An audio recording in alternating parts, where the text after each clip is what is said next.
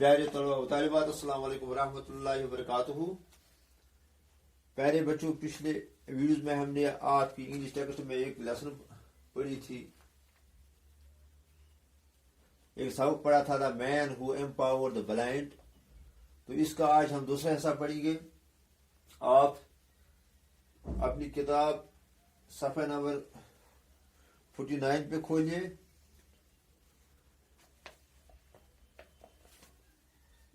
تو ہم شروع کرتے ہیں۔ At home, as he grew older, Louis tried to help his father in the harness shop, handling the tools and bits of leather. Louis' fingers grew nimble and strong. At home, as he grew older, وہ گھر میں جب وہ بڑا ہو گیا، یعنی لوئی کی عمر جب بڑھ گئی، Louis tried to help his father in the harness shop. تو جو اس کا باپ یہ گھوڑوں کے لیے یہ زین وغیرہ بناتے تھے، ساز بناتا تھا، تو اس نے کوشش کی کہ اپنے باپ کو اس کام میں مدد کرے۔ Handling the tools and bits of leather, وہ جو یہ اوزار تھے لیدر چھیدنے کے یا لیدر کے کام میں، چمڑی کے کام میں جو استعمال ہوتے تھے، تو اس میں وہ باپ وہ مدد کرتا تھا۔ تو اس طرح لوئی فنگرز گریو ممبل، ممبل کہتے ہیں ہم ایکٹیو، الرٹ، فرتیلا یا چست۔ تو لوئی کی جو انگلیاں تھی وہ چست ہو گئی، مضبوط ہو گئی، اینڈ اسٹرانگ، اور مضبوط۔ His hearing became very keen. Can کہتے ہیں ہم ایگر کو، شوقین۔ تو اس کی جو سننے کی جو صلاحیت تھی وہ بڑھ گئی، وہ سننے کا سہارا لیتا تھا۔ At the village school, his teacher was amazed at how well Louis learned by ear and memory. گاؤں میں جو سکول تھا، وہاں کا جو استاد تھا وہ حیرت زدہ تھا کہ کس طرح لوئی کانوں کے ذریعے اور یاداشت کے ذریعے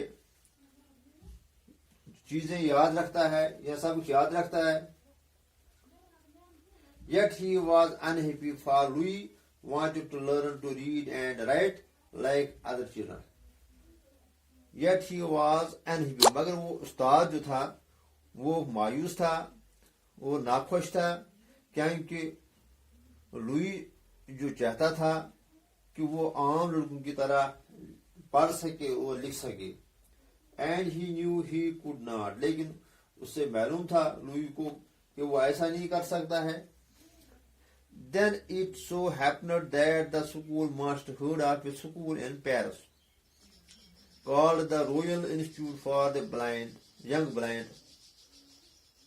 تو پھر کیا ہوتا ہے کہ ایک دن استاد سنتا ہے پیرس میں ایک سکول کے بارے میں جس کا نام تھا royal institute for the young blind. He got Louis admitted into this institute where he learned to play the piano and the cello expertly. Expertly کہتے ہیں ہم in a skillful manner۔ تو پھر کیا ہوتا ہے، he got Louis admitted in this institute، تو استاد لوئی کو اس royal institute for the young blind, اس سکول میں اس کو داخل کرتا ہے جو اندھوں کے لیے تھا۔ where he learned to play the piano and the cello expertly، جہاں لوئی نے پیانو اور سیلو بجانا سیکھا، اس میں مہارت حاصل کی۔ Louis graduated from the institute after 8 years، اور لوئی نے اس انسٹیٹیوٹ میں 8 سال گزارے، اور 8 سال کے بعد اس نے وہاں سے گریجویشن حاصل کی۔ Then the institute appointed him as a teacher for the blind children، اور پھر انسٹیٹیوٹ نے، اس ادارے نے لوئی کو اسی سکول میں اندھوں کے لیے بحث ایک استاد اپوائنٹ کیا۔ For the rest of his life he devoted himself to teaching and helping the blind. اور پھر جو اس کی باقی زندگی تھی وہ اس نے صرف کی. He devoted یعنی he assigned his life for the blind people to teach them and to help them. تو اس نے باقی جو زندگی تھی وہ اس نے اندھوں کی پڑھائی کے لیے اور ان کی مدد کے لیے صرف کی. At about the time Louis Braille came to the institute's founder, Valentine Huey had developed a new way of reading for the blind.